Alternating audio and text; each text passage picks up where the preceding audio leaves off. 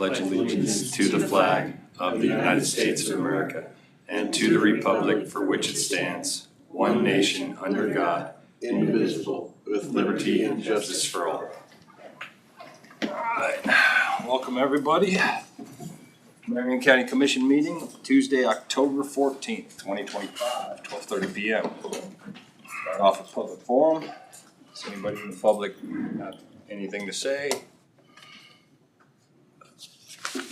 Up here and state your name. Okay. And take the soft seat right there. Okay. Ooh, I give you 3 minutes. yeah.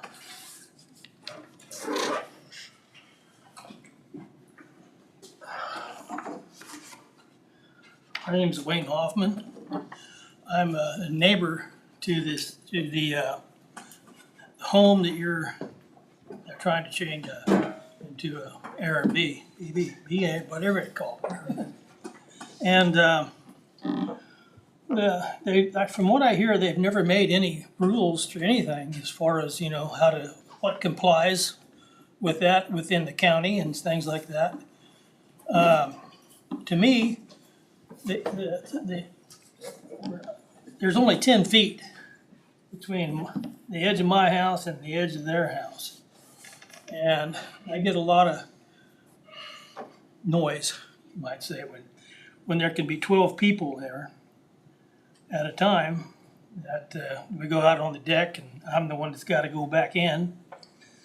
And to top it off, it'll affect if I wanted to sell it, and they found out that was an Airbnb again, they'd probably say, we're not interested. So, and in one way, it hurts me financially to do it. And what I'm saying is, they're okay, but we're just too close there. I don't think that they should be allowed in that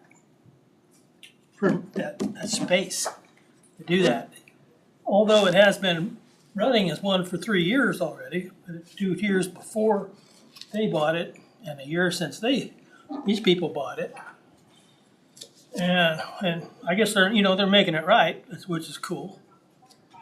But I just don't think there should be some rules about 50 feet apart or something, or I don't know. How can they do something like that? And also, I talked to the neighbor on the other side, and his first question or comment was the same thing, was how's that going to affect my cost of my home or the value of my home, having an Airbnb there. These guys are great people. I mean, it's hard for me to sit here and say this because I know these people. But I don't think it's the right place at the right time because of this. Well, even in the evening, if there was 12 people on that hill talking, I can hear it in my house. I don't even have to go outside. It's just too close to be what they want it to be. That's basically what I want to say. And the fact that it probably will, it can harm the value of my home or the ability to sell it, which I probably won't do, but it's still there. It's like that, and I'd just be just repeating myself if I said anything else. So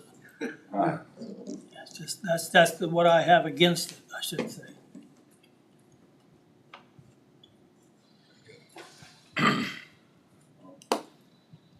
Do you guys have any questions? Oh, it's a public comment. Yeah, see, you state your piece. We're listening. Right. Marion County Lake, Yeah, too close. so that's 3 minutes. Is there anybody else that has a public comment? I do. You come up here. Yeah. Get him out of here.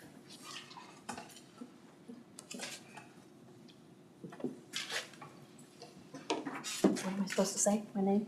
Yes. Alicia Weiser. Yeah, say it for the people in the out their land. Alicia Weiser. Yeah. It's like I'm yelling. Okay. Last week, Orsted, if you listened, told you exactly the quality of company they are and exactly who they represent. When a commissioner asked Orsted to notify the commissioners of any upcoming events, Orsted said, "We'll notify the county administrator." When the commissioner then said, "No, I'd like you to notify the commissioners directly," Orsted had the audacity to say, "We'll notify the county councilor." If you are wondering why you have a communication problem, it's because Orsted has no intention of communicating as they've been requested to. They don't respect the commissioners in this room, nor do they respect the commissioner's authority to run this county. When they said they were honoring their CUP by having installed an non-working light pollution mitigation technology, they thumbed their nose at every county commissioner and every citizen of Marion County. Orsted absolutely knew the lighting system was supposed to work when it was installed. They even referenced that fact on their own website. But instead of acknowledging that fact, they doubled down. They put the commissioners of Marion County on notice that if you intend to enforce the CUP that they're supposed to comply with, they have bigger pocketbooks and you essentially can't touch them. This has been the wind company playbook over and over. Wind companies are holding our county hostage through past and potential future litigation, and we need to be set free from their overbearing abuses. It's not going to be easy, and it's probably not going to be pretty, because they've been allowed to run free rein in our county for far too long. I hope you guys as commissioners can finally acknowledge these wind companies' self-serving practices and make it so their business can no longer abuse Marion County or Marion County residents. Thank you.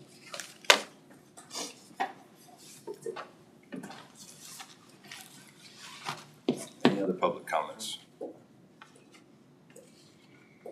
Anybody online?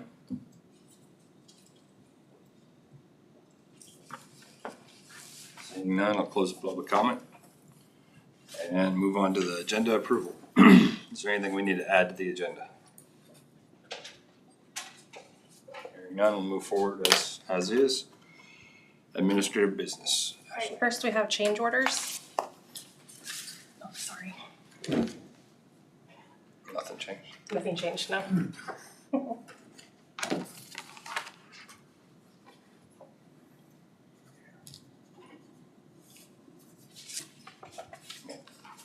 The numbers are the same.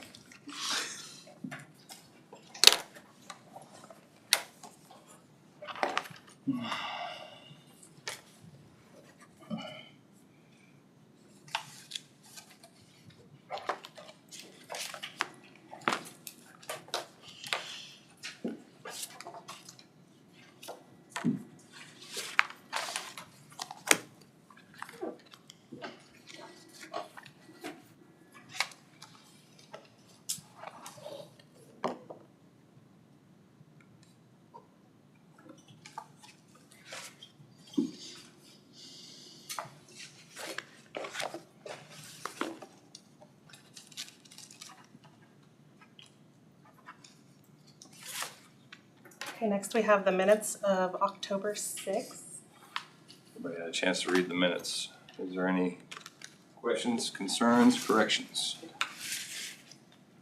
If not, is there a motion to approve? We're gonna approve the minutes of this meeting. Second. Motion and a second. All those in favor? Aye. Missing a few hands here. Good thing you can cast it on down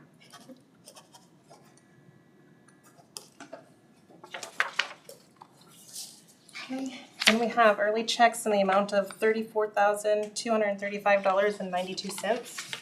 Questions with the warrants? What kind of dog did you get, Jeff? Belgian Mount. Track, Narc, Ant Patrol. Year and a half old, shipped in. It's a machine. It's not really gonna be a PR dog, next dog will be PR. So this is gonna be a street dog. Really good handler. Seasoned handler, that's why I'm going with Patrol on this one. Year and a half old, chew Yeah. that just a while. Oh, yeah. Take care of it. Well, and something they don't put on there too is there's a grant coming back off of that price too. It'd be anywhere from $7,000 to $10,000 off on that. Okay, good deal. Yeah. Jeff, is there a fixed age that we actually retire those dogs? No, it's up to the dog. Some guys will run them. Some of them retire in 5 or 6 years. Most of them make it to that 8, 9-year-old range till they start having some health issues. We'll actually be retiring his other dog probably here pretty soon.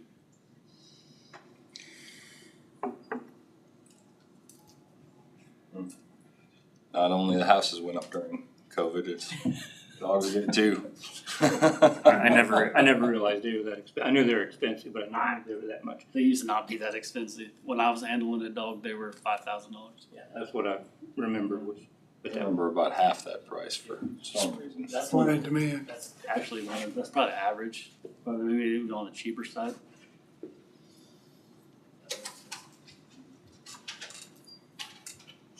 Make a motion to approve the warrants, $34,235.92. Got a motion to approve I'll second it. in a second. All those in favor? Aye. Aye.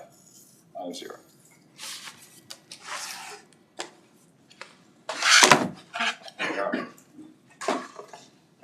Just because I can't throw it doesn't mean.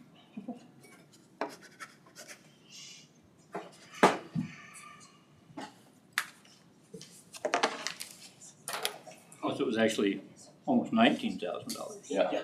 Yeah, you had to pull it out of two different budgets. Yeah.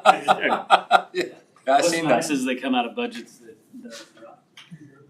those are, I would say, I remember for sure one budget is, thanks to our local offenders. So the taxpayer pays for it. People decide to be career criminals and pay for it.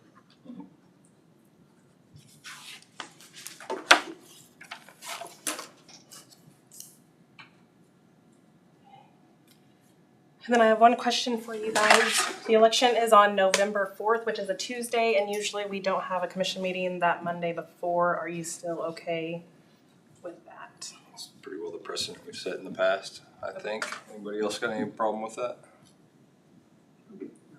What with the October end of month meeting, I'm going to meet on the 27th to the 31st then? Yeah. Yep. Okay. So, Otherwise, Jeff has some stuff for you.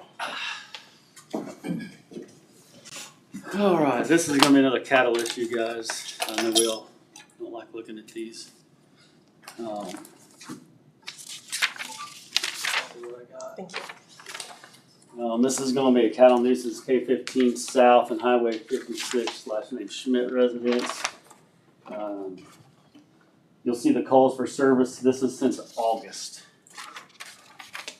Usually on the county dirt roads, we would try to deal with this in a different manner. But this is on 2 major highways.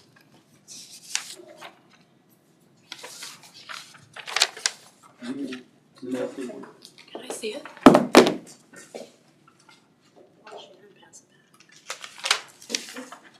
Okay. Well, you know. it's public knowledge. Yeah. So we've had 9 calls for service around that area. There's the only ones of the cattle we know around there. We make the phone call, it gets answered, but we never get a return call, but they're always magically in. I was thinking maybe, usually by state statute, you guys would go view the fence. It's a barbed wire fence, and most of it is pretty bad gate.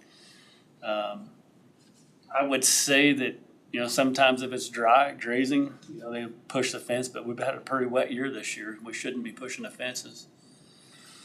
I guess what I'm asking for is to see maybe, I was hoping the county council would be here, maybe draft up a letter from the county commission, and just say, hey, this is the state statute, this is how this works, it's kind of, maybe put somebody on notice without going after them, I guess. Is this your commission area? It's mine. It's yours.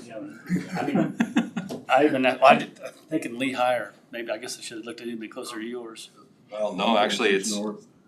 it is his, just barely, Kent's? just barely. How many head is it? It ranges anywhere from 1 to 5 to 6 head out a day, but there's multiple head that live in the pasture, yeah. I would guess a letter, and if that doesn't do anything, we need to haul them off. my thought was I'm really concerned with this public safety in that Well, area. yeah, there's a lot of traffic around there. I didn't know, High it speed. kind of hit me when I was talking to another commissioner, maybe the commissioner of that area would want to call and say if they know him. I don't know if you know him, Kent, the name on that sheet or not. I know our guys, we went and talked and we've talked and we kind of get ignored about it, so. I have the phone number if anybody wants it. It's however you guys want to handle it. You guys are the fence reviewing board. But Yeah, well, or something you guys want to discuss for, no, I would go ahead and We need we, to take action now, it's going forward. direct staff to author a letter. And, If that doesn't do any good, I'll go out and talk to him. I'd go with you, Ken, if it's proper for two of us to go or something. 2, but not 3. That way we have something in file that he's already Yeah. been noticed. yeah, I would like to handle it Resolve it peacefully. as quick as possible, but, you know, I don't want to just throw the hammer down either. With one of our county residents. We are primarily agriculture and cattle county, so. You direct county council to draft that letter. That's my directive. And I don't think see we- anybody has any I think dissent. we need to get it out in the next 24, 48 hours. That's all I had, gentlemen. Got any questions about it? Not the first time, It won't be, if you lax anywhere, the problem grows. Well, there's urgency because of the location is, yeah. What those cows are worth nowadays, you don't take care of them. Man, I'd be fixing fence. You could have actually afforded to buy a fence, put it up. Thanks, guys, appreciate you. Thank you.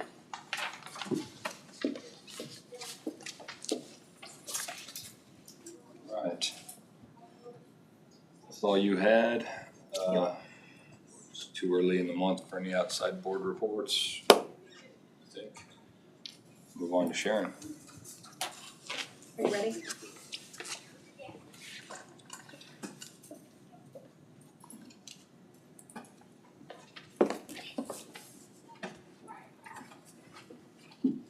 Good afternoon.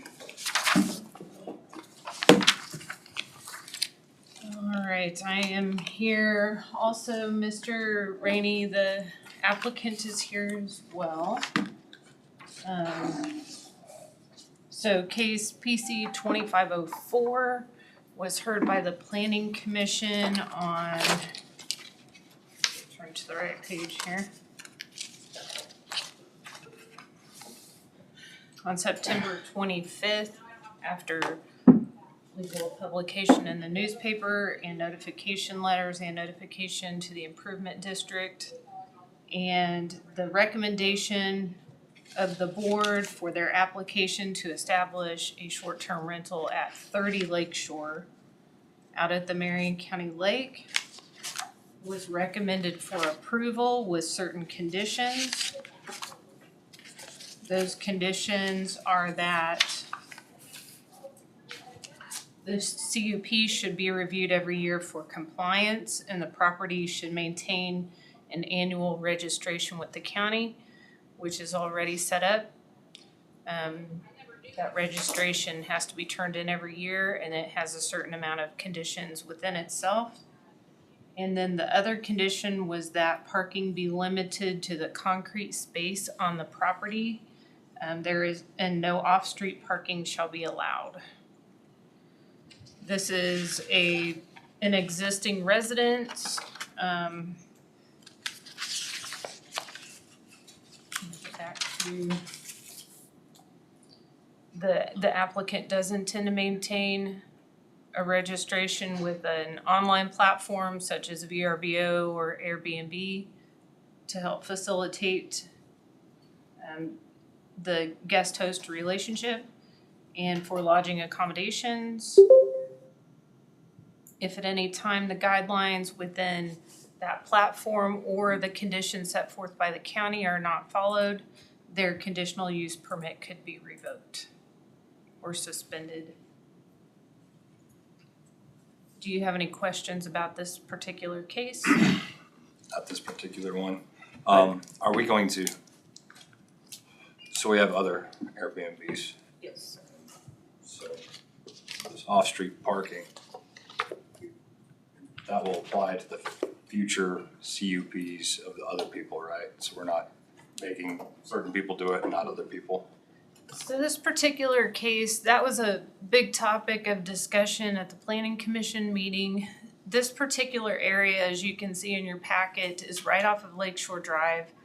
There's not a lot of space to park in the front. Their parking is actually in the rear of the house off of Back Bay Road. And we wouldn't normally allow off-street parking. However, if a vehicle is parked legally on a roadway, then we don't have control over that. If they're following all traffic laws, then they are allowed to do that. If they're guests of the short-term rental, we ask that the parking be on the property on site and not on the street. However, they are allowed to get camping permits for vehicles if they wish to have more vehicles than what will fit on that concrete slab. But they could literally park anywhere over on the recreational side of the park with that camping permit and be there legally. So as far as part of the conditional use permit in this particular parcel, those were the conditions set forth. But as long as they're handling it legally by other methods, then that's really not up to the planning commission. That's more the sheriff's department if they're not parked legally. I have some concerns. Mr. Hoffman got up and said that we have no rules regarding short-term rentals, and actually we do. Article 19, page 10, short-term rentals provided. Maximum number of transient guests occupying a short-term rental shall not exceed 8 persons. We have 2 Airbnbs registered on VRBO that state an occupancy of 12. In my opinion, that is a violation of our zoning regulations. Is this one? I don't believe this one is. I just looked at it yesterday and it's got an occupancy of 12. 12, okay. Is that what it says on there? That, The Article 19 says. Article 19, page 10. Let's go on down through the regulations. No signs.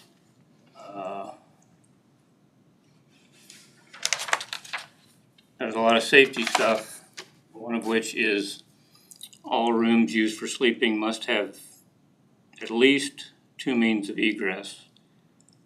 Who is going to inspect these properties to make sure that each room, if you've got a 2nd-story bedroom, I doubt that there's 2 legal egress points to those bedrooms. My concern is that if we, as a commission or as a county, allow a permit and we have that regulation, if there's a fire and somebody dies in that room because they can't get out of that upstairs bedroom, they have to have a $300,000 liability insurance policy. If somebody dies in that Airbnb, they're going to go after that $300,000, and then they're going to come after the county's liability because we authorized that use contrary to our zoning regulations. Also,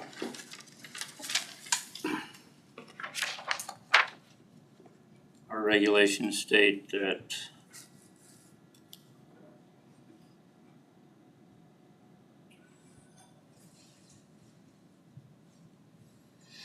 no additional guests are permitted beyond that 8, so you can't.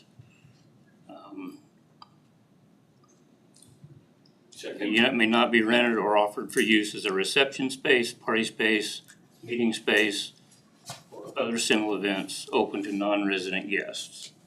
So, So no time, it basically says, so like during the day, even though they're not staying there, you can't have more than 8 people. you can't have more than 8 people at residence. I know the one, I don't think it was this particular property, but the other one I looked at, it actually had it listed as a reception space or as a party space. My contention is, until we fully enforce I didn't write these. Until we fully enforce all these regulations and we assure that the Airbnbs that are currently licensed in this county meet these criteria, that we do not approve any more Airbnbs until we can do what we say we're gonna do.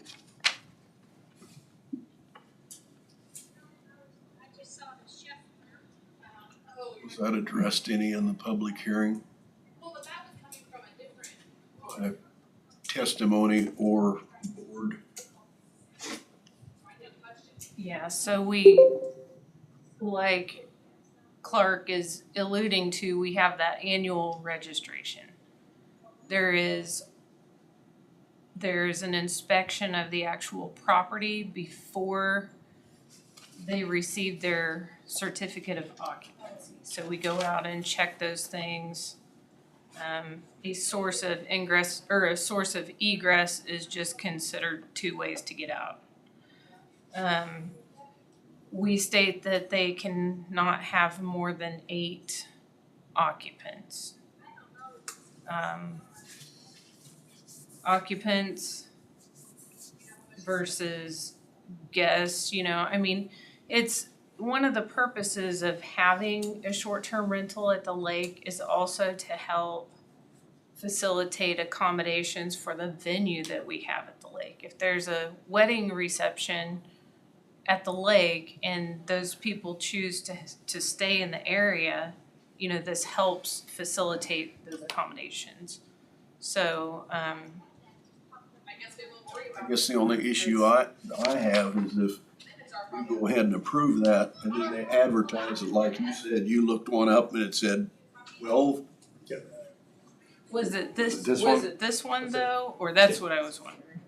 This on VRBO, this one is listed as 12 occupants. So then that would just be a matter of revising their listing on That's the. a computer click and that's fixed. I mean, are you, When they sign, I guess my question is, when somebody comes in requesting a short-term rental, do you give them these regulations and say, this is what you have to comply with? yes. They have to sign that document before they can receive a certificate of occupancy. So even if they get a CUP for this, they still have to comply with that annual registration. Because this was not mentioned at all and I've been to several of your meetings. And I don't know if all of the planning and zoning board members. It's in the conditions. I And those get read and then that part of that condition is that they maintain that annual registration. Yeah, but you're, nowhere in this packet does it spell out that these are the regulations. All of our board members have a copy of that.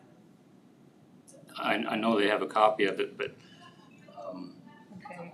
nowhere in this package or during this discussion did you go through these regulations. Because they're considering the land use. That is a planning and zoning administrative document.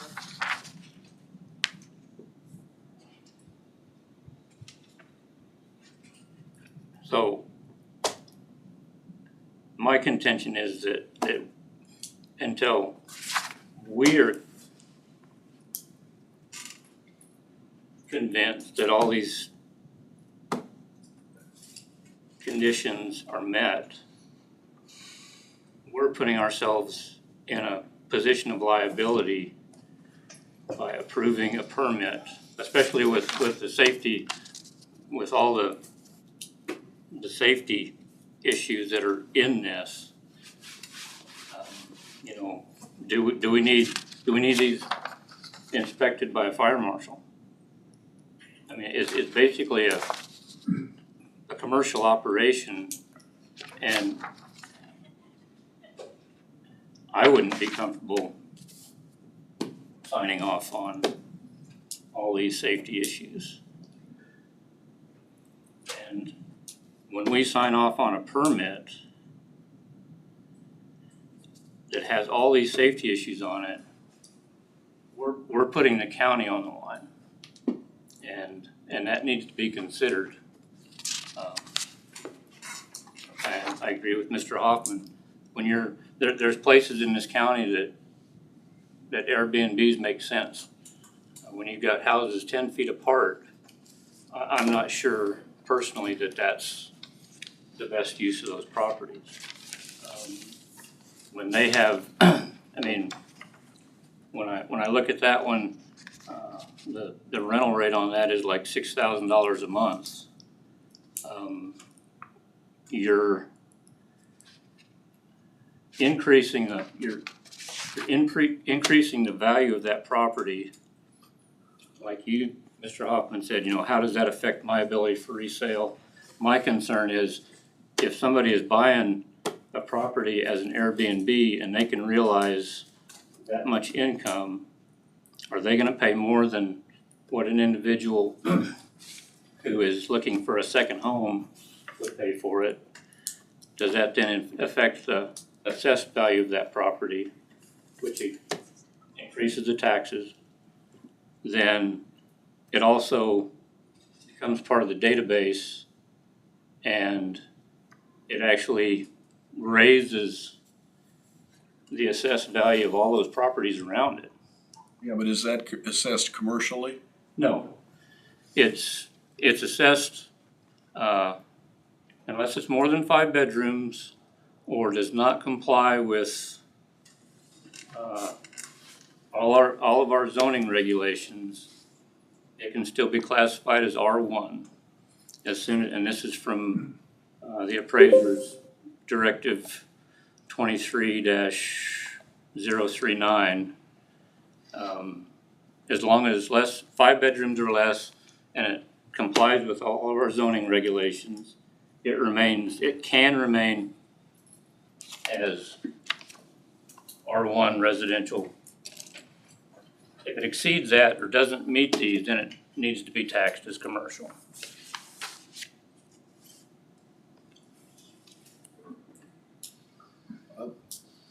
One of the issues I see though, if the regulations state there can be no more than 8, and it's advertised as an occupancy of 12, that's a violation of our zoning regulations. I mean, Needs to change the applicant has all that information, why would they advertise it as 12? Because this property was already registered with an online e-commerce platform. These folks purchased the property. There were already people booked after they purchased it. They came to us trying to get the proper permit. They're trying to do it the right way. They want to follow our regulations. They will be the ones that will sign the annual registration. Mr. Rainey has made it clear that he'll try to comply with all of those things and go in and change anything he needs to on that advertisement, so he can go in and change that to 8 occupants. They're more than willing to work with us. So before we can sign off on that annual registration, those things will need to be met. So can we police all of those that are registered in Marion County, based on their website or whatever they're using, whatever their platform is, to see what their advertising as occupancy is? Somebody could go in and check, yeah. Because we may have several out of compliance. I'm sure we have several that haven't come to our meeting and went through the process to try to get a conditional use permit to find out what the county regulations are and try to follow those as well. These folks are trying to do it the right way. The other option is to not regulate it. A lot of your larger cities don't regulate it. Marion County was one of the first to actually try to come up with regulations to help curb that and to help guide that development, where other jurisdictions don't even want to touch it. They don't want to try to regulate it. So they have short-term rentals all over the place that no one even knows about, and they aren't even required to have smoke detectors. We have tried to at least have some sort of guideline that will help guide that development. So I think that's where, we decide whether we're going to regulate it or not. I didn't understand that this had already been a registered property prior. Yeah. It was it's registered through the website. It's never been brought through this process. It's been illegal. Yeah, it's been on the radar. People have known about it. It's just. And that was unbeknownst to the Rainies when they purchased the property. Did the neighbors know that? Mr. Hoffman, did you know that? Yes, when they first moved in, we introduced ourselves and I asked him, are you gonna continue having this as a Airbnb? And he said, yeah, that's our plan. Well, the people that had it before him, they were there for 2 years, never said a word to nobody. And whether the information is not out there for them, but they've been using it for a year without this process. And that's just because we don't have enough information or something. There's something kind of a gap there somewhere. Don't have a way to enforce it. We don't have anybody out there. We don't have a department looking for this. Right. I mean, we need And there's no regulations, there's no rules, there's no nothing. It's whatever they want to do. Inspector or something for the county. I mean, I'm not saying, like I said, these people have improved the properties, they've done everything like you said, how they're supposed to do. But it's getting out of hand out there, I believe. And there should be some relation to the neighbors. Now, I didn't want to go into details, but there was a time when there was 15 people on that deck and 5 dogs. And I was outside, and all them people come rushing out, and I'm the one that's got to go in my house and behave myself. So, and it's just issues like that when you're so close. Yeah. That's my issue. It's just not a proper place for it.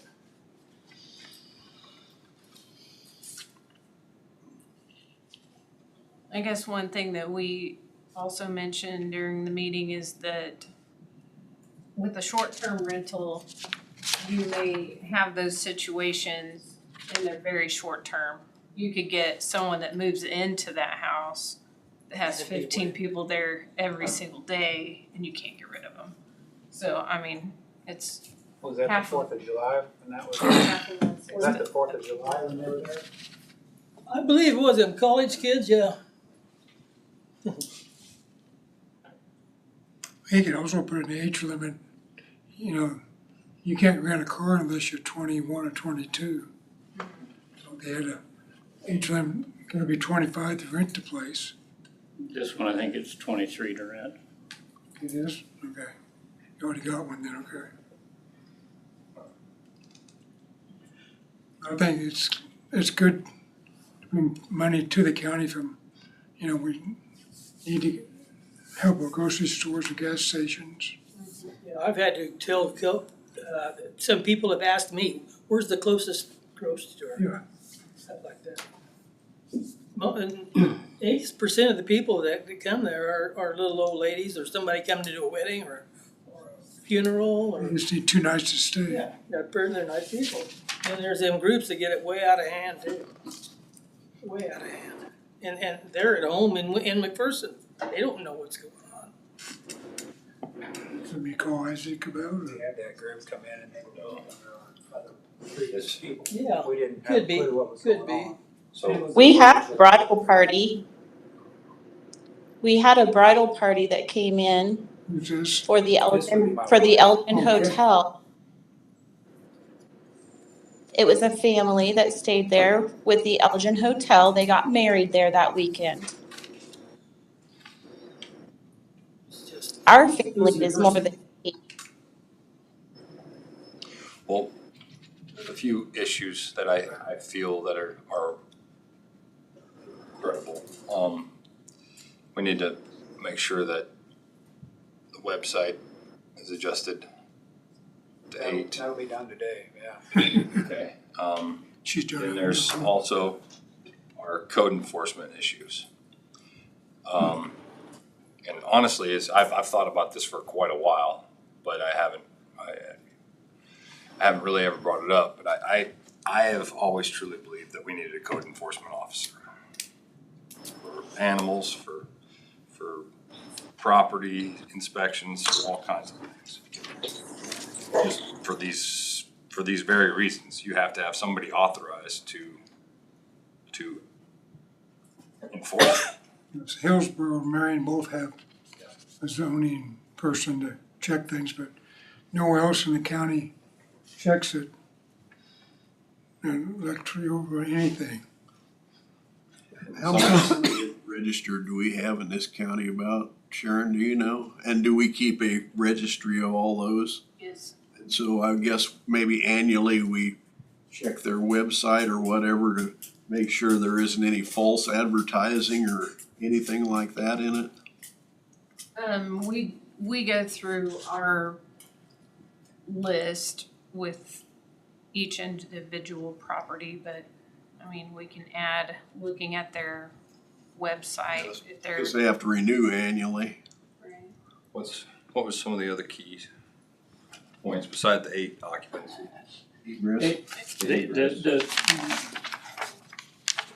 The no unregistered guests, the safety issues, operational smoke detector in each bedroom and floor of the unit. One operational fire extinguisher on each floor, clearly marked and accessible.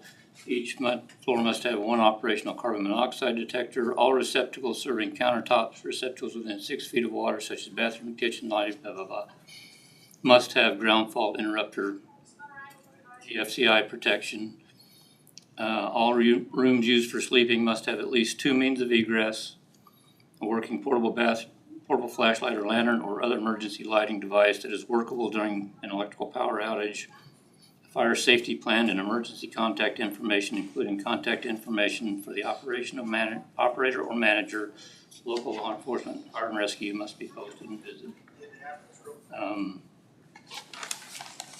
Owner shall allow inspection upon 10 days prior notice or upon the first vacancy of said short-term rental of the dwelling unit.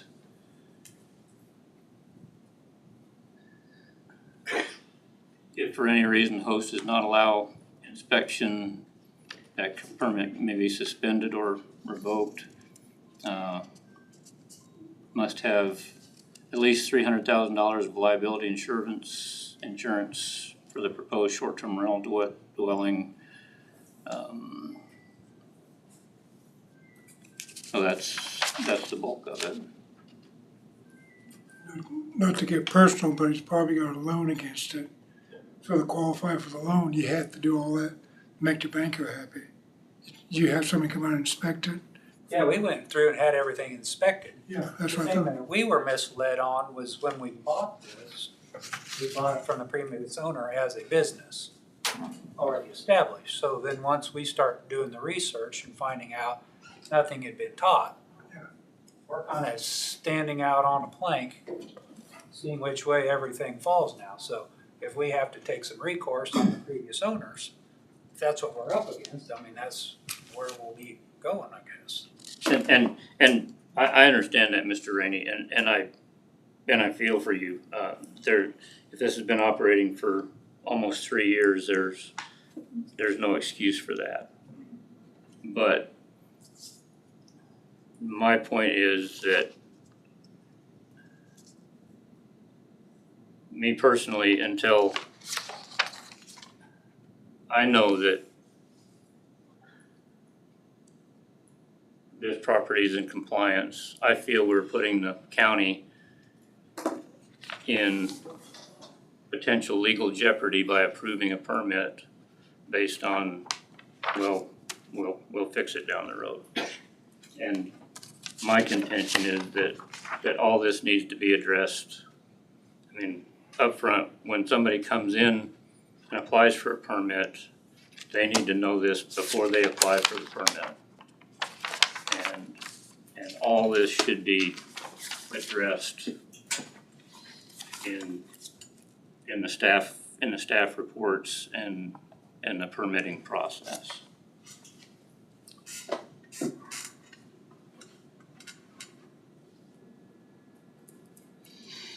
So, The other option is to rezone all these as commercial and then let commercial regulations take over. well, I mean, technically, they would be rezoned as commercial if they don't fit the standard. Correct.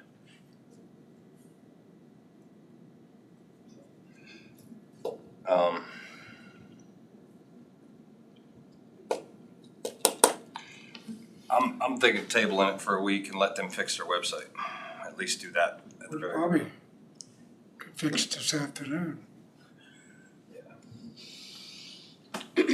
Hope everybody's time's valuable, so why don't approve it with the condition that they fix the website in the next 48 hours? And have Sharon check it. So we can move on to something else. Are there upstairs bedrooms in this house? There is one, yes. Is there, There's a stairway up, there's windows out the backside that go onto the roof. my question is that illegal egress off of the second story?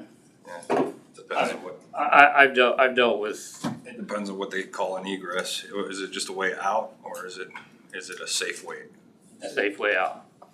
I know when I I did, mean, stepping off on the roof is, It's pretty safe. well, depends on who you are, but You'd have to see it. it's safe enough for me. I don't know if it's safe enough for everybody. I mean, I dealt with this in developing residential quarters on national wildlife refuges. When we did this, we had to actually we couldn't have an egress window, we had to have an egress door out of all sleeping quarters. Yeah, have balconies. Sounds like we've got our new inspector. I'm not comfortable making that call, but I'm saying that I agree with you, we need to have somebody, whether we I mean, it's been coming to this point for a while. whether we have, Do you want to zone the county then? I mean, it is zoned. Should we We lack real enforcement. should we contract with an individual that has the credentials to do an inspection, I to think do these it's as they come up? gonna have to, the thing about code enforcement, it has to be tied in with your sheriff's department. There has to be some legal teeth that they can actually write stuff.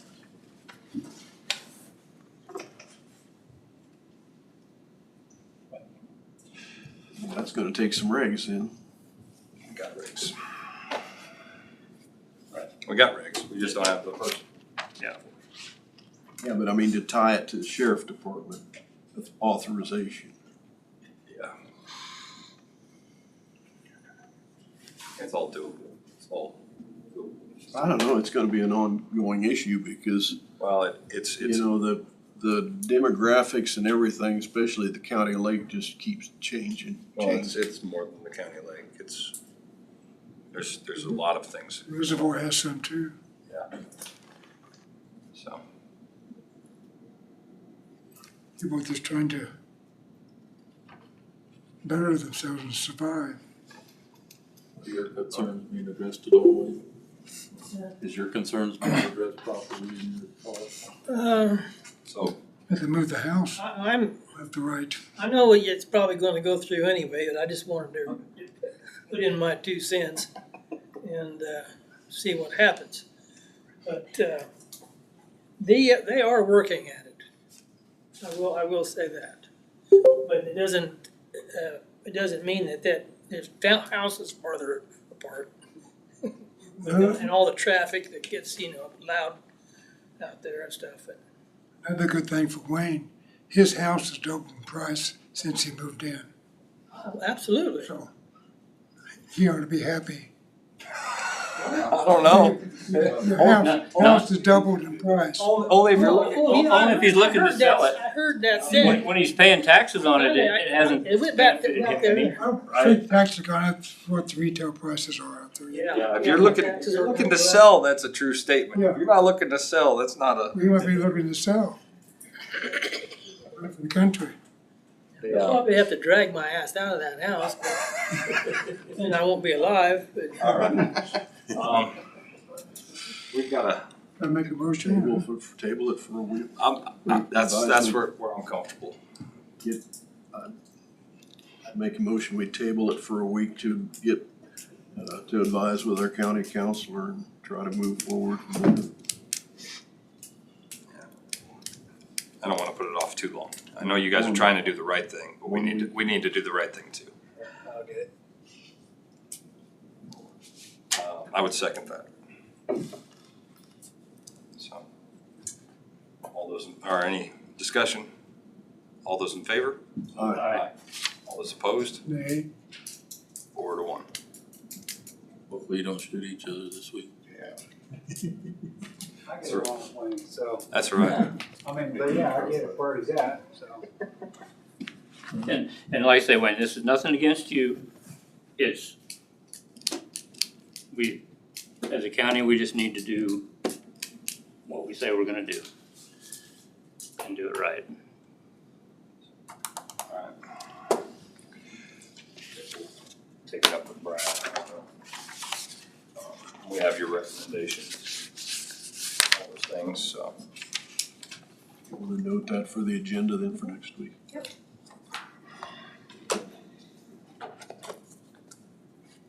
Alright, moving on. Thank you. Krista.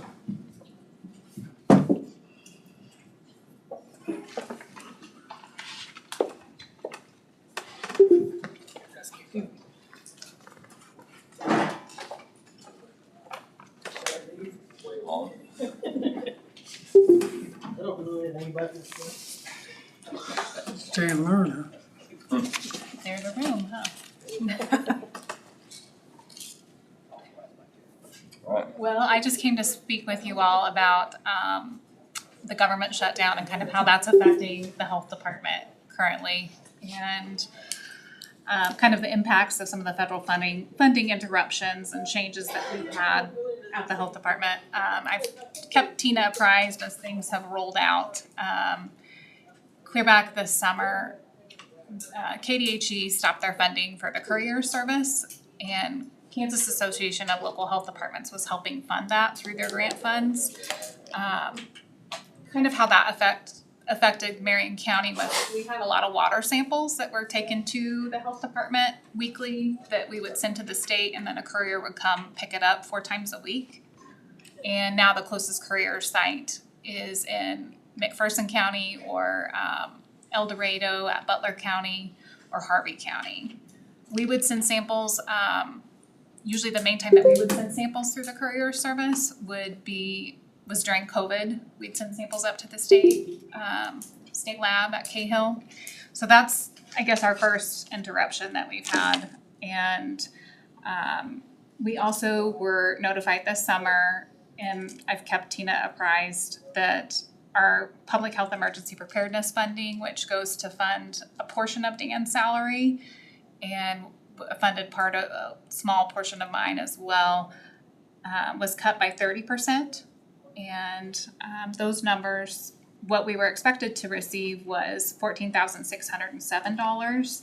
And then we were told this summer that we were getting $10,225. Good news, we did receive email on Friday that we would be getting 100% of that grant back. So we were up to our normal grant. These are all for fiscal year 2026 though, right? So the state functions on a state fiscal year, which is July 1st through June 30th. And the federal government functions on a federal fiscal year, which is October 1st through September 30th. And then, of course, the county is on a calendar year. So you've got three fiscal years that are going on that affect the health department in any given year. So also our immunization action plan funding, which wasn't a large fund, was cut by 14%. And we used that money to put toward our immunization nurse's salary. And so we had been receiving $3,181. And this year we are allocated to receive $2,721.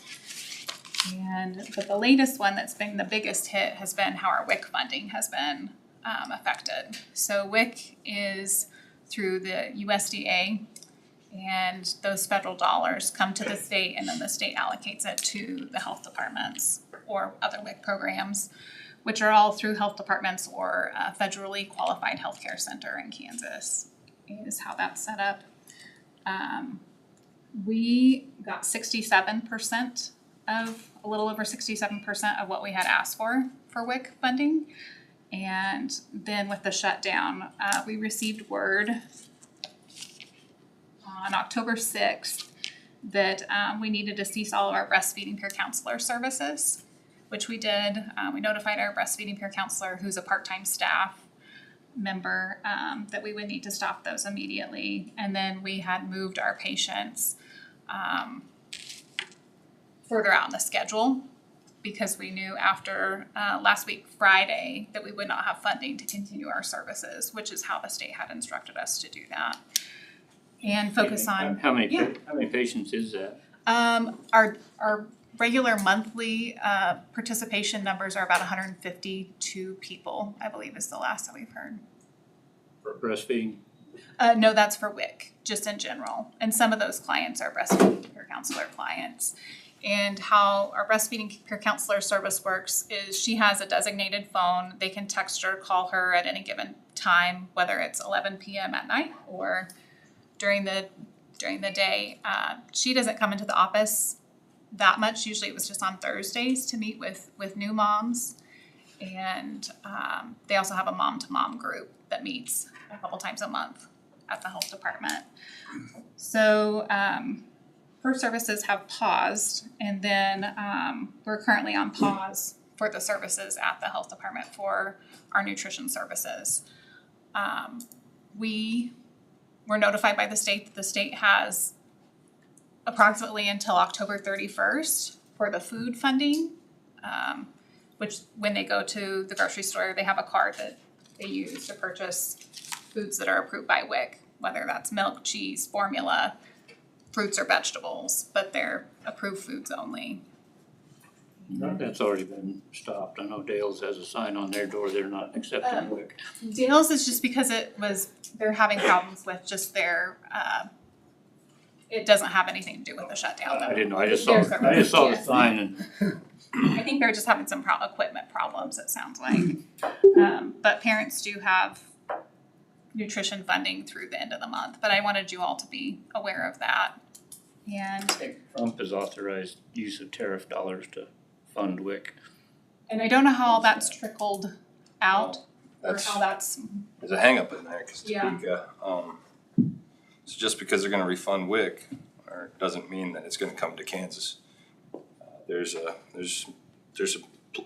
play along the get along that isn't happening in Topeka right now. Okay. There needs to be some information shared. Kansas assure that- has refused to share data on WIC with Washington DC. So that's really where our hangup is. We did get word last week Thursday, in the afternoon, that Kansas has received some NSA dollars. And, so we were asked to submit a survey back to the state by 6 p.m. yesterday, which I submitted on Thursday. We have not been notified of our allocation at this point.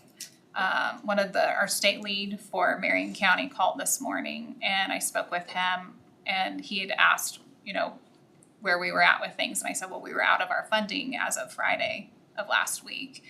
And so we've pressed pause. We've rescheduled our clients out, a couple weeks, hoping that the shutdown will cease. And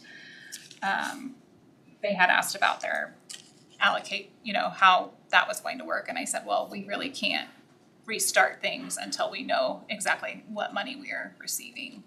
So.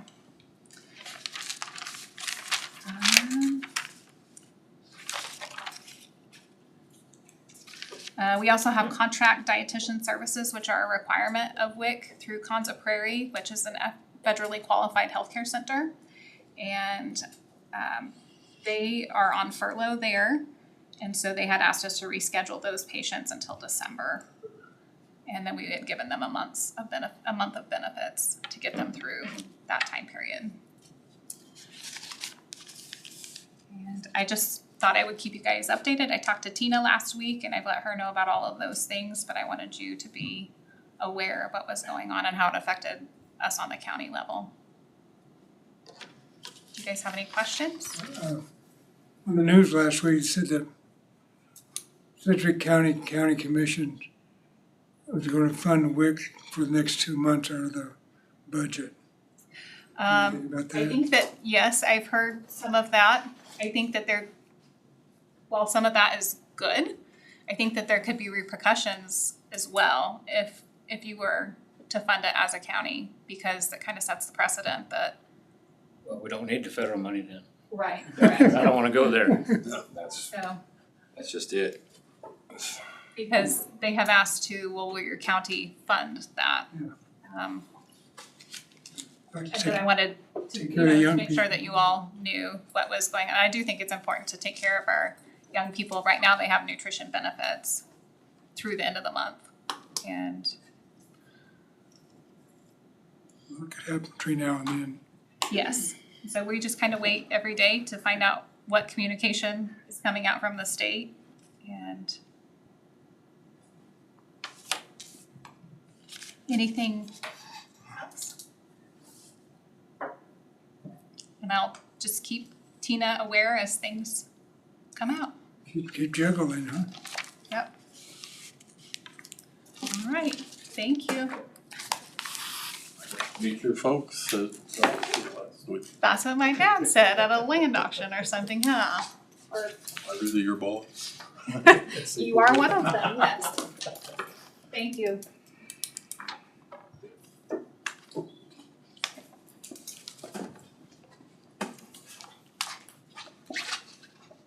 All right.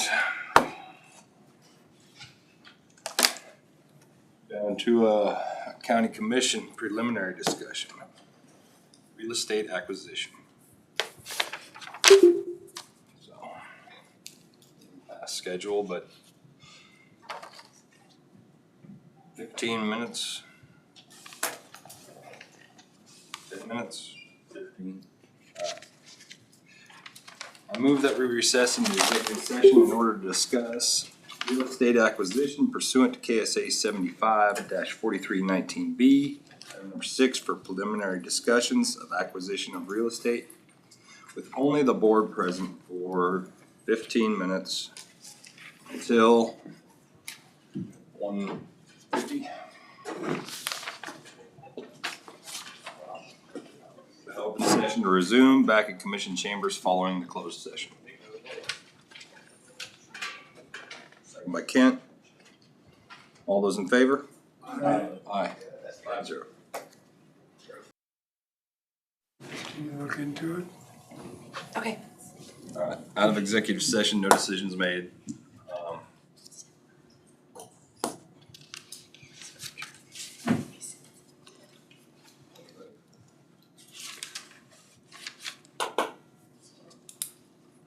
If not, I'm gonna move on forward.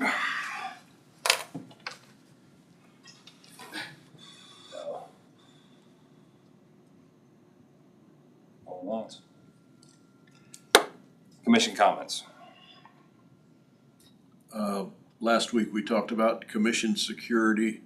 You might check with Tina to see if that is part of the agenda for next week, or whether there's room for it or not, next week or soon. Just put it on the agenda.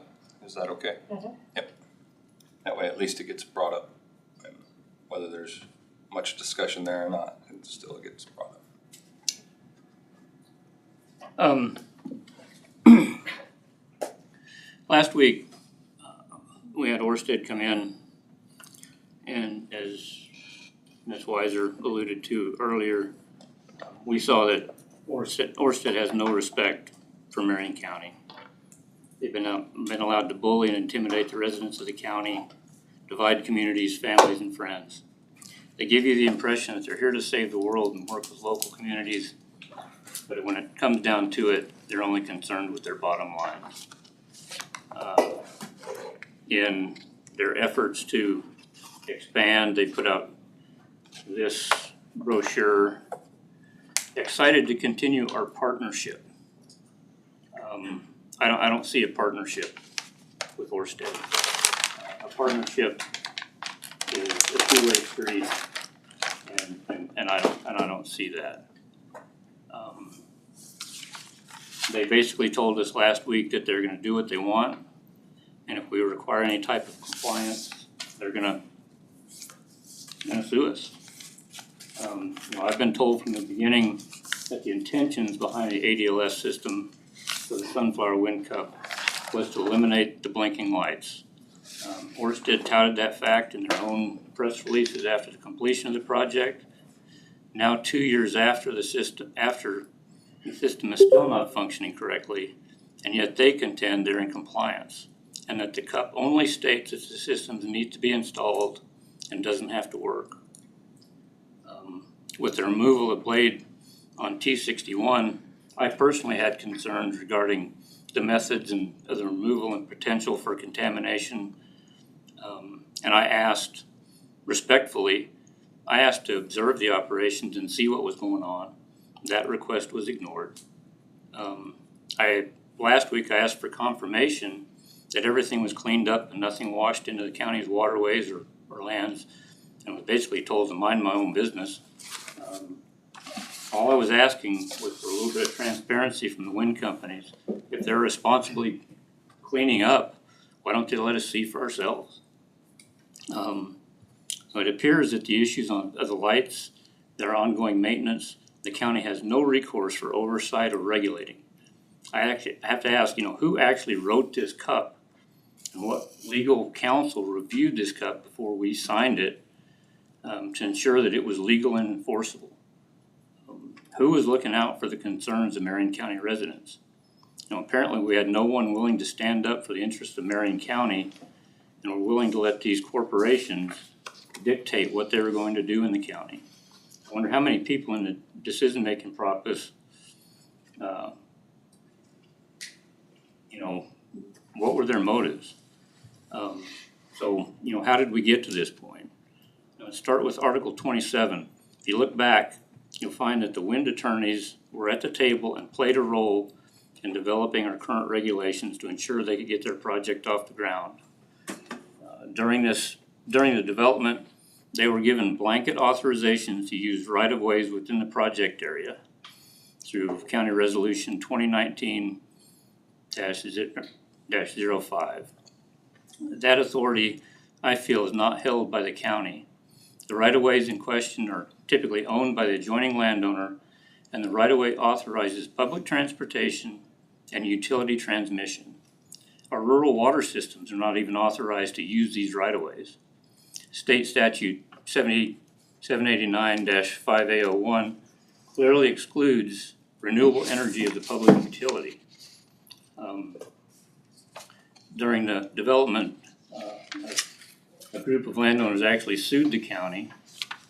And part of that lawsuit, they developed, the plaintiffs had what's called the Landman Report. I don't know if anybody's seen this. This is the deposition or the disclosure from the plaintiff's expert witness that, in my opinion, shows that then Expedition Wind actually adjusted the boundaries of their project area to make sure that a protest petition would not be viable. This Landman report actually, in my opinion, shows that they did in fact adjust those boundaries, and if it actually had been, the boundaries had been the actual project area, that protest petition would have been valid. Expedition Wind's own internal communications indicate that they felt they had to adjust the boundaries of the project to avoid the protest petition, and that without the road right-of-way use, their project would not have been successful. So what happens next? What happens the next time there's a catastrophic blade failure or any issues with these? Will they again lock down the area and leave the county in the dark about what happens, how they clean it up? What happens when the system reaches its end of life? Will they walk away because they have not guaranteed adequate funds to complete the decommissioning?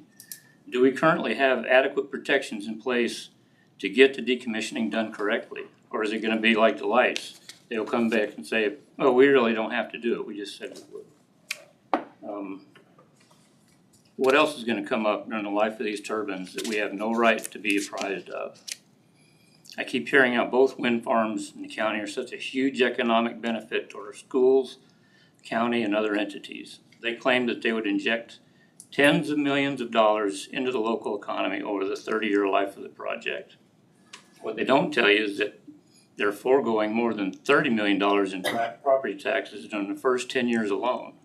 And they also don't tell you that millions of dollars of our income tax money are going to them as subsidies and tax credits. With this huge influx of money, why do our property taxes continue to increase? Why does our sales tax revenue continue to drop?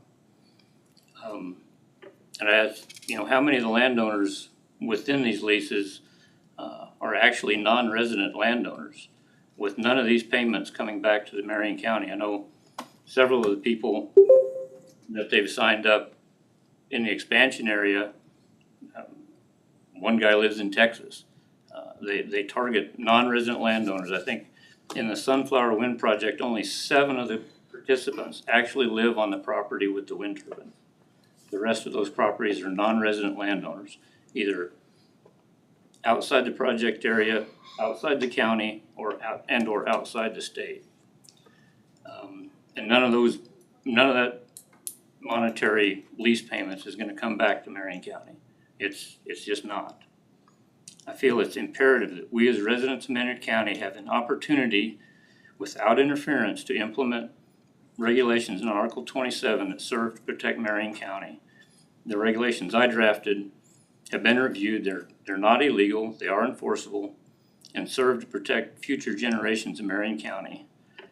Even though several people have stood up and said, oh, you can't do that, it's illegal, it's unenforceable. Well, Brad has come back and said it is. We have to ask ourselves, is Orsted really a company we want in Marion County? Is it out of line to expect transparency and accountability from them? And for that matter, transparency and accountability from the county itself.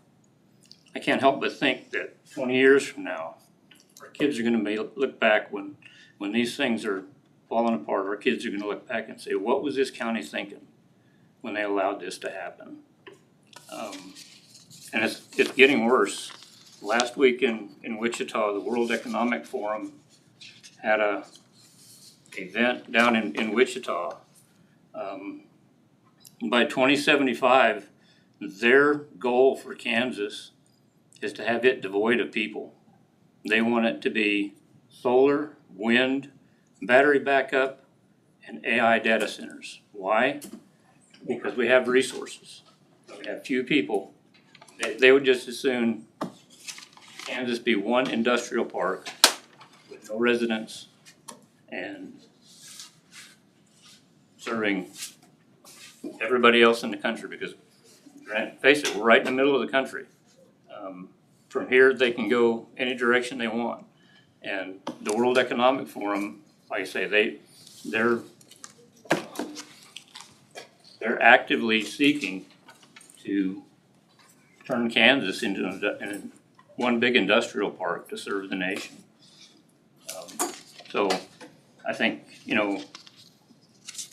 it's time that we stand up and say, okay, we want to protect Marion County from Marion County. I'm not sure where Sharon is at with Good luck with that. bringing forth that Article 27. She's had that information for a month and a half now. I think it's time that we move forward with this and look at protecting Marion County.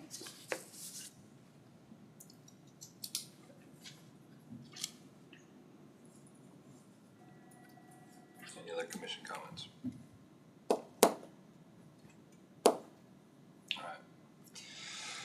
Motion to adjourn. Seconded? Motion and a second. All those in favor? Aye. Aye.